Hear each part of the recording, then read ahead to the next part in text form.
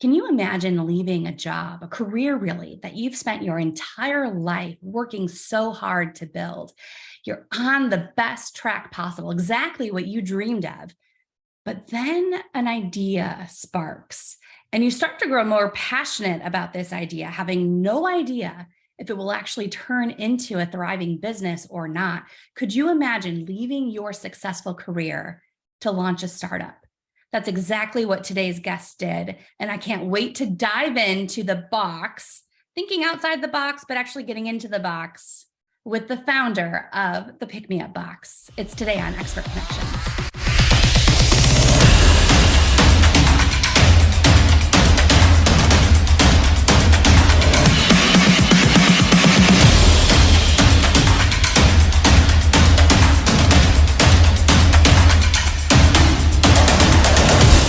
It's National Women's Health Week. And before you yawn at that title for the segment that we're doing this week, I want you to know that we're actually peeling back the layers and we're talking with women who are focusing on real solutions for real problems that, you guessed it, real women face with their health. Welcome to Expert Connections. I'm Julie Holton. Joining me today is startup founder Katie Krick of Period PickMeUp. Katie, welcome to the show. Hey, Julie, how are you? I'm great. And I'm so excited to be having this conversation with you today because I'm already a huge fan of your brand new company and your Pick Me Up box, which is your product. Yes. Katie, this week, as we've talked about, is National Women's Health Week. And it feels like these dates and these weeks are often a marketing gimmick to give us a reason to talk about awareness. But we should always be focused on women and health. And that's kind of the reason why, one of the reasons why you started this company, to shine a spotlight on this taboo topic that should not be taboo, that we should be talking more about, and that's women and our periods. So tell us about the Period Pick Me Up and your product, the Pick Me Up box. First, what is it? I couldn't have said that better myself. I completely agree with everything that you said. So right, like we need to be having these conversations. Yes. I'm having them all the time now, and it's been quite an experience. But the Period Pick Me Up, the Pick Me Up box, really is connection. It's empathy. It's honor, and it's self-care delivered to you physically in a subscription box. And that comes to your door in alignment with your menstrual cycle, whether you want that to come to you the week before, during, the week after, the customer can decide. And inside are products that support self-care. But the whole idea is to deliver you an invitation to change your mindset from thinking about your period as a problem to thinking about it as something that has value, that is a piece of you that is worthy of respecting and treating well. I find it so interesting that we tend to, as a society, as women in society, grumble about our periods and complain about it, and for good reason often, right? But really, it's this incredible gift that women have. It's a part of our ability to create life. And so it's like, why are we taking something that is so incredibly beautiful and miraculous and turning it into something that, one, we complain about, and two, we can't talk about in front of men? It's this like, we got to hide it. It has to be a secret.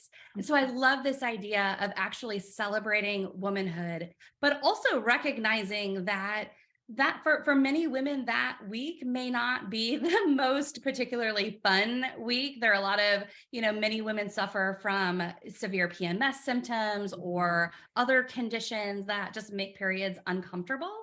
And so tell me more about the products inside the box, because you talked about self-care. How does that tie in with your idea of having these conversations and shifting the mindset? I feel like I need to hire you.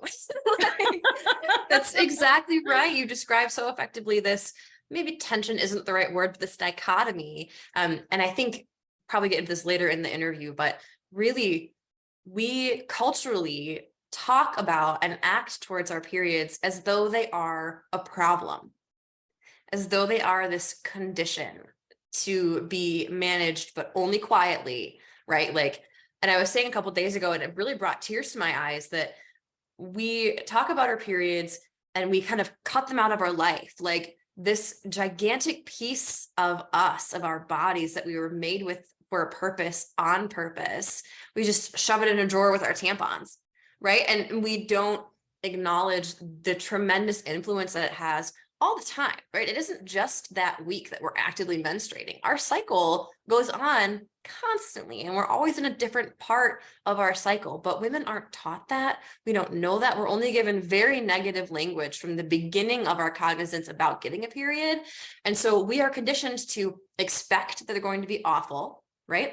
We're conditioned to keep them completely quietly, and we're given no support to handle either of those burdens. So we're trying to blow the lid off of those 3 issues with the Pick Me Up box. And so this really began with actually being home during COVID. And because I wasn't moving around so fast, going from appointments to work to kids to whatever, I had a lot more time to observe how I was feeling during my cycle. And there was one day when I was next to my toaster, buttering my toast.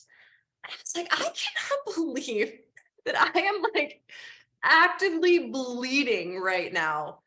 And my body's going through so much, and like my hormones are going crazy, and I am acting like nothing is going on. I am able to butter my toast while my body is doing this incredibly involved, delicate thing. And I started to see that we really aren't culturally squaring the significance of this event and this experience with the regard in which we're holding it. So I thought to myself, I just want to be able to order a gift. Like we would give people presents for everything. There's subscription boxes for everything. I want something to come to my door when my period starts. I don't need tampons. Like I use a menstrual cup. I don't need products that will help me with the medical clinical piece of this. What I want is some acknowledgement that my body is amazing. And this is also hard sometimes. How can I get that? So I looked and looked and looked, and I couldn't find anything. I found boxes that send me tampons or pads, and some of them include a piece of chocolate or whatever, but there was nothing that I felt like really combined kind of how sacred this process is, how divine this process is, with a socially minded lens. And so you asked about what products are in the box. And what I've decided to do is to source these self-care products as much as I possibly can from female-founded, woman-owned and operated fair trade businesses. So every vendor that I buy from, I've had a conversation with. They know what I'm doing, they know why I'm doing it, and they send me products that are made by women for women in fair trade ways. And so I'm not sourcing cheaply from overseas to get things at a really low price point. I'm sourcing sustainable things that don't create more waste for the environment and also help other women-owned businesses. So for example, this upcoming box, I've got energy bites from a commercial chef that makes these, and they're awesome.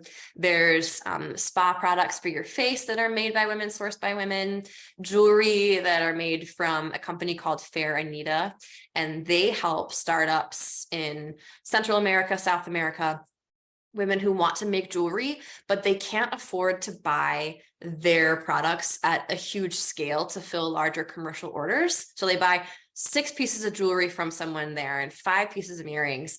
And that way they can have more artisans at the table. So things like that. I've kind of gone off on a tangent here, but I'm so excited about. I love it though, because it's also building a business. You've built a business to celebrate the very essence of a woman, and you're incorporating in other ways to support women-owned, women-sourced businesses and products. It's just really incredible. And I want to dive into the box. I want to hear more about some of these items in the box, even though I've seen my own box, but we have to show everyone. But before we get to that, I think like all great startups, you shared a little bit of that moment when you were realizing, okay, I have to find something, because you wanted something. You want to, see that personal story behind where this idea came from. But, as we focus on startups in this segment, I would be remiss if I didn't bring up the fact that you were on an incredible career track already. You had built a very strong, you were successful. So you were building for yourself this incredible career, and you decided to walk away from that to focus on this. I would love to hear more about that. I'd love to share it. It is a little emotional for me, I think. And to hear you say that really does touch me. So thank you for those kind words. I'm blessed enough, fortunate enough to have some clarity around how important a sense of self is. Does that make sense? So when you're in sales, you really have to believe in what you're doing. Otherwise, it doesn't work. You have to passionately believe in what you're selling. And I always have. And it was the insurance industry was my career. And I still am passionate about insurance because sustainability and security are crucial cornerstones to communities, businesses, and families. So I really believe in how important it is. And I had this moment when I was talking to my girlfriends about this concept for the Pick Me Up box, and I was hearing them say how much they needed, and people were sharing their stories with me about how, many women in their 50s and 60s, that generation, their moms didn't tell them anything about their periods. So I have heard from so many women who talked to me with tears in their eyes, sharing about how they were 11 years old and they started their period while they were riding on the handlebars of the neighborhood boy's bike. And she thought that she had sustained a terrible, embarrassing injury and didn't know what it was, right? So as I'm like talking and uncovering really kind of the trauma that has gone along with the menstrual process for so long, my heart just started to really be drawn to this cause. And as my passion for that cause increased and got more and more significant and serious, I could feel myself being less and less passionate about the insurance that I was selling. And to me, that was the cue. It's like, I cannot in good conscience go around town and talk about insurance, but not have my heart be completely in it. That's just not who I am. There are some people who are really happy to have a 9-to-5 job, but if I'm not like operating in the passion lane, I'm really not being true to myself. And so when that began to do this and then this, it was time to take the dive. And very fortunately, the company I left has been super supportive this whole time. We still meet regularly just to hang out and talk. And so it was really a pretty elegant transition, but it was kind of like, nobody's making me do this. Like, why am I doing this to myself? Why is this happening? But it was all definitely for a reason. And it's not easy. I don't want to sugarcoat it for anyone No. who's watching, who's considering leaving. Like, we get that. I did something similar and I've shifted my career twice now. And, I went from TV news for 12 years. That was a huge part of my identity. I went through a major transition when I left to figure out who I was if I wasn't that anymore. So talk about self-empowering to realize that we are something, we exist without the identity tied to any kind of career. That's a conversation for another day that I know you and I could really dive into, but it's just really, I want to just emphasize for those who are watching and going through, whether you're going through the beginning stages of building a startup or you're considering it, we know it's not easy and it's not supposed to be. If it was easy, everyone would be doing it.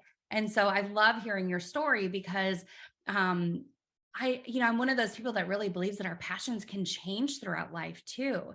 And we can be called or pulled into different kinds of work at different times in our lives. And that's something very different for our generation that I've had conversations even with my parents about that is very different for us than it was for them. It was very, very much a part of their norm to start a job at a company and to stay there until they retired.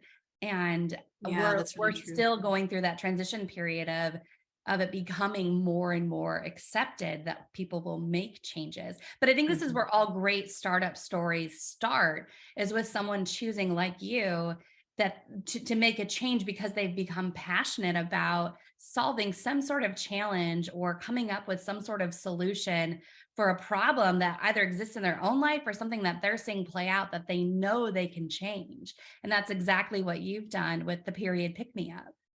It's so well said. Like, when I think if you are a budding entrepreneur and you get to a point where even though making that leap will be difficult and it will cause some pain and it will squeeze you, that discomfort becomes more appealing than the discomfort of staying where you are.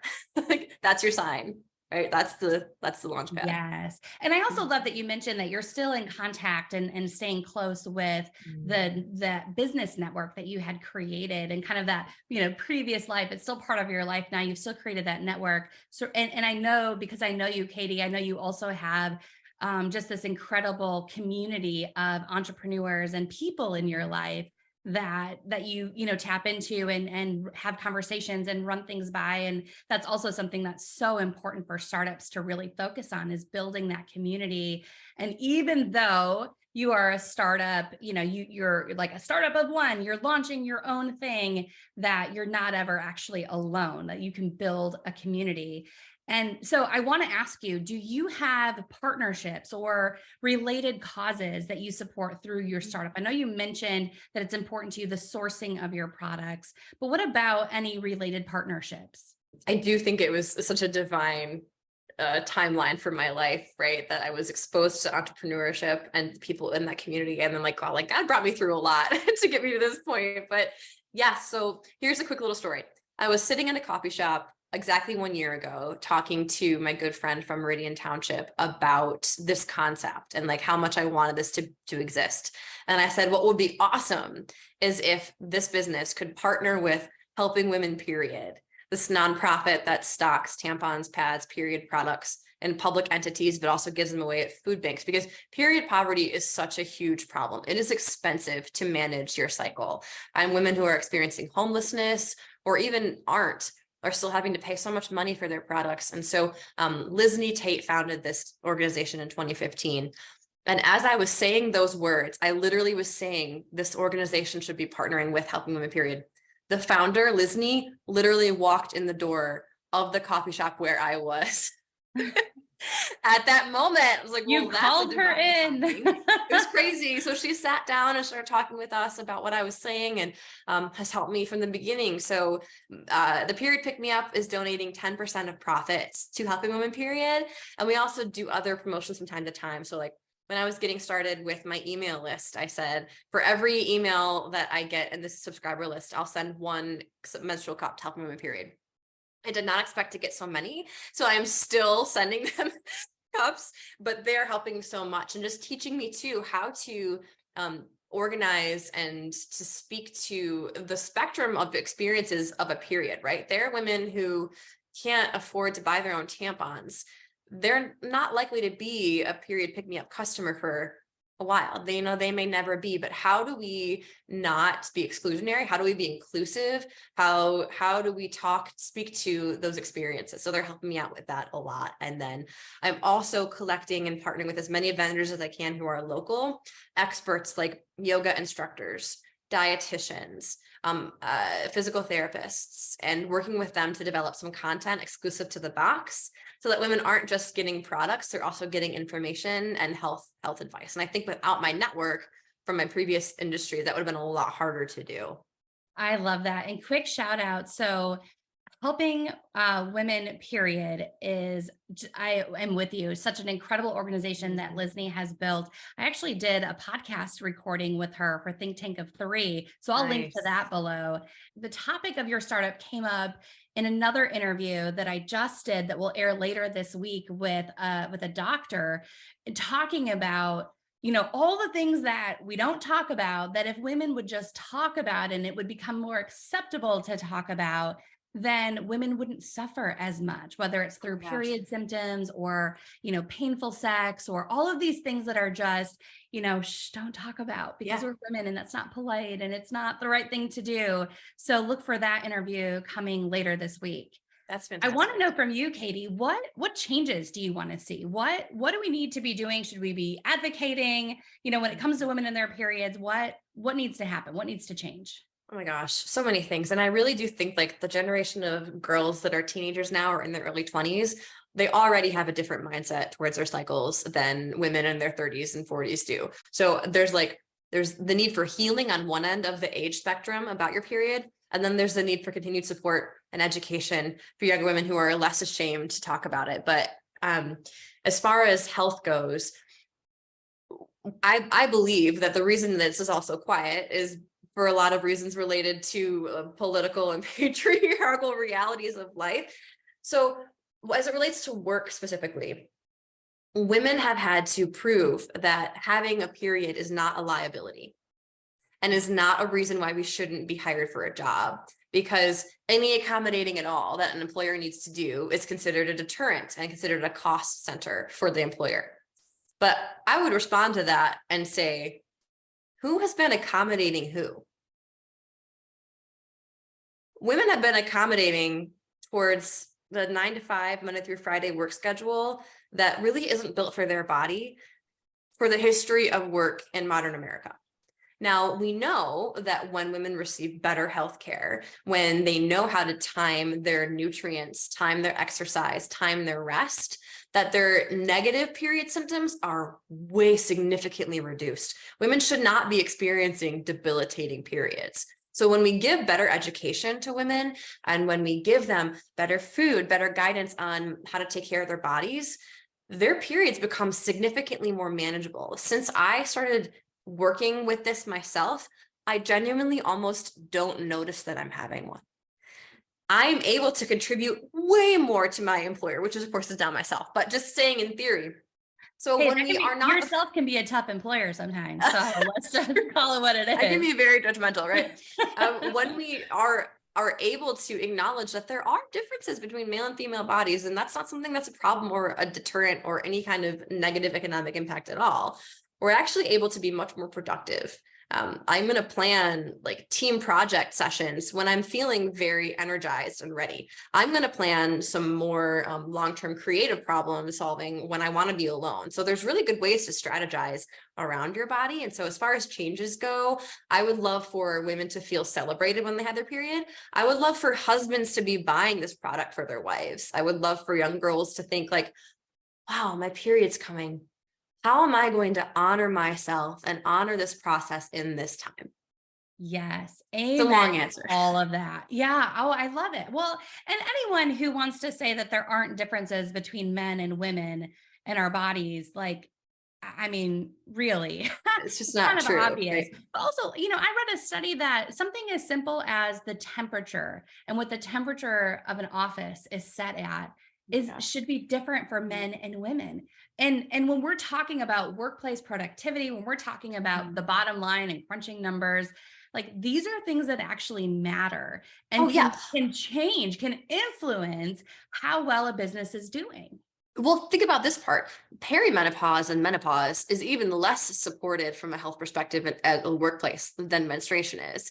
And when women are in their 50s, it's when they have collected the most information and experience about their expertise. Women are retiring earlier than men, and it's largely attributed to the fact that menopause is such a significant part of their life and it's unsupported. They are feeling like they have to retire because they're so tired and not supported by that. So the attrition rate is impacted by that too. It is a good business decision to support women's health. Absolutely. Yeah. And the numbers show it. Okay. So we're going to pause our soapbox because I know we're not actually going to get off it ever, but I want to actually dive inside the box before we run out of time. Sure. So Yeah. this is the fun part. I've got one right here. Yes. Show us what's in the box and talk through how you curate these items and what criteria do you use as you're selecting the items? Oh my gosh, it's so fun. So these are the boxes. They're 8 by 5 by 5. They're usually about a pound. And they can come in the mail in between 3 and 5 days, sometimes overnight. I picked a box that would not require additional packaging outside of it because I wanted to reduce waste. So this box is hardy. It's made to California to New York without any problem at all. Very little extra tape. I just add a shipping label to keep the box shut. So again, we're trying to keep plastic down to a minimum. And then inside the box, it's like unwrapping a gift. So I will highlight the specific vendor who has, I'm like highlighting that month. So this is the jewelry vendor that I have. And then it's like opening a present. Open up the tissue paper with Paper Image Promotions, owned by Missy Trudell and Holt, has done these stickers for me. Beautiful. The logo on them. And then inside they change. So I almost don't want to show everything because I want it to be like a surprise. Yeah, it has to be a surprise. Let's maybe just show maybe just one or two things. You decide. Okay. So I'm excited about this chocolate. Every month I have a piece of chocolate from TC Terrier Chocolate. It's also a fair trade vendor, woman-owned vendor, with really delightful pieces of chocolate. And this is a great size because often if you eat too much, you feel crappy. And I don't want to support poor health, but you got a craving. So this rotates every single month. This is the caramel crack upcoming this. And I call the boxes, they're cyclical. They're not monthly, right? Because is your cycle 21 days? Is it 32 days? So I have a new box every 3 weeks so that women who have shorter cycles still get fresh products. So we always have a piece of chocolate in every single box. And then I also included, this is an example of jewelry. So Fair Anita is a jewelry vendor, like I was mentioning earlier, that buys smaller volumes of pieces so that more artisans can have a chance to sell their products. And this particular one, the quote on it is, "We want our community to grow so more women can find freedom. This product empowers women in India." This is made by an Indian vendor. So this month, every single customer will get a different piece of jewelry. No one gets the same piece of jewelry. So Wow. I'll show, these are really beautiful bangles that I love. And then a spa item. This particular one is under eye patches, which I need all the time. So there's more inside there, but that's kind of the basic gist. Okay, so let's back to startup talk. I know there are challenges that every startup encounters along the way. Have you encountered some challenges? What have those challenges been? Oh my gosh, yes. So the explosion of e-commerce during COVID has helped this startup get going very quickly compared to, I think, pre-COVID. So that's been a good thing.